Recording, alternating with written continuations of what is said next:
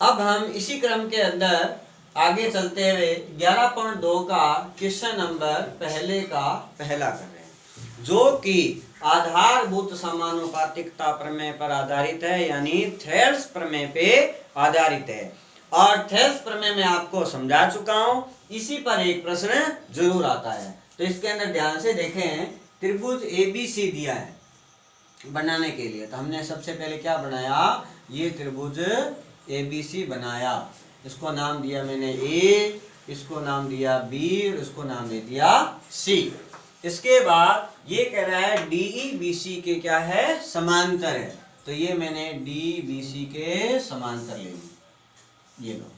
इसको नाम दिया D और इसको नाम दिया E। ये मेरे पास में DE किसके समांतर आ गई, BC के समांतर आ गई। इसके बाद मेरे को यहाँ पे लिखना है AD का मान कितना है, 6 सेंटीमीटर दिया है। DB का मान कितना दिया है, 9 सेंटीमीटर दिया है। AE का मान कितना दिया है, 8 सेंटीमीटर दिया है मेरे को।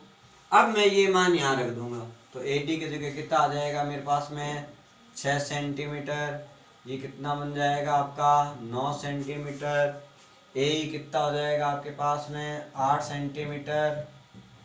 ये मेरे को ज्ञात करना है इसका मान x। वैसे तो मेरे को AC का मान ज्ञात करना है, किसका मान ज्ञात करना है, AC का मान। जबकि मैं पहले x का मान ज्ञात कर लूंगा, उसके अंदर AE का मान जोड़ दूंगा, तो उत्तर मेरा उसके अंदर आ जाएगा। नेक्स्ट,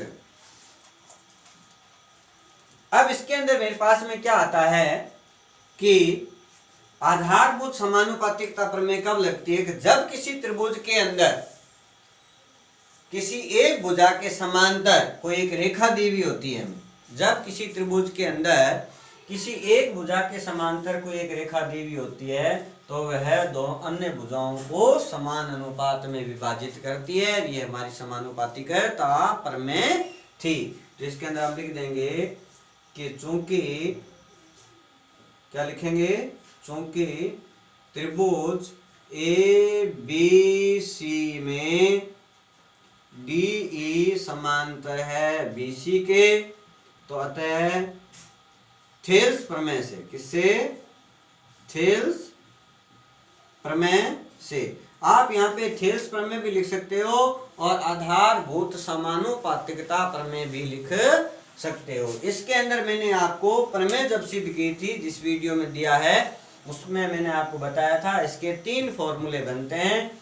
कौन कौन से हैं, AD बटा DB, AE बटा EC पहला नंबर, AB बटा AD और AC बटा AE दूसरा नंबर, AB बटा BD और AC बटा EC ये तीसरा नंबर। ये तीनों में से कोई सा भी हम काम में ले सकते हैं।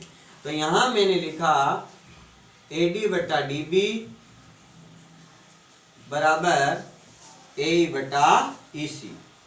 इनमें से जिसका मान दिया है वो लिख दो और जिसका नहीं दिया है वो रहना। आप इसको x मान भी सकते हो और नहीं मानते हो तो भी आपका काम चल सकता है, कोई जरूरी नहीं। लेकिन अगर आप इसको मानते हो तो आपको यहाँ लिखना पड़ेगा, अगर आप नहीं लिखते हो तो फिर इसको हटा दो यहाँ से। बस 2 बात है। अब मेरे पास में AD का मान में कितना लिखूंगा, 6, BD का मान कितना लिखूंगा, 9, AE का मान कितना लिखूंगा, 8 और EC का मान मेरे को दिया हुआ नहीं है, तो मैं क्या लिख दूंगा, EC का EC। अगर यहाँ पे x होता तो हम x लिखते, लेकिन ऊपर लिखते हैं माना EC बराबर x। अब इसके अंदर क्या करो, वज्र गुणा कर दो। क्या करेंगे, वज्र गुणा करने पर तो आपके पास 6 EC बराबर किसके बराबर आ जाएगा, 8 इंटू 9 के। तो 8 नेम कितने होते हैं, 72। 6 इसके बटे में आ जाएगा, तो आपके पास EC बराबर आ जाएगा 72 बटा 6। जब इसका इसमें भाग दोगे तो आपके पास में कितना आ जाएगा, 12 सेंटीमीटर। ये मेरे पास में इसका मान आया है EC का।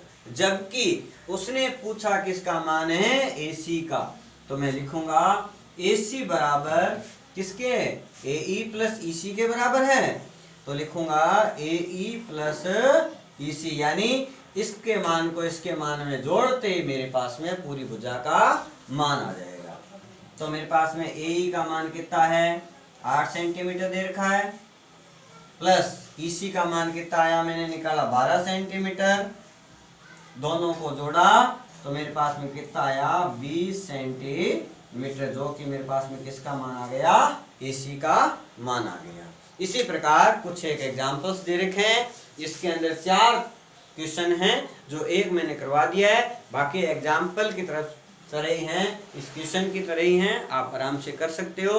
अगर नहीं भी समझ में आए तो मेरे तक मैसेज पहुंचा देना, मैं आपको फिर से समझा दूंगा। थैंक यू, धन्यवाद। चैनल को सब्सक्राइब करना न भूलें।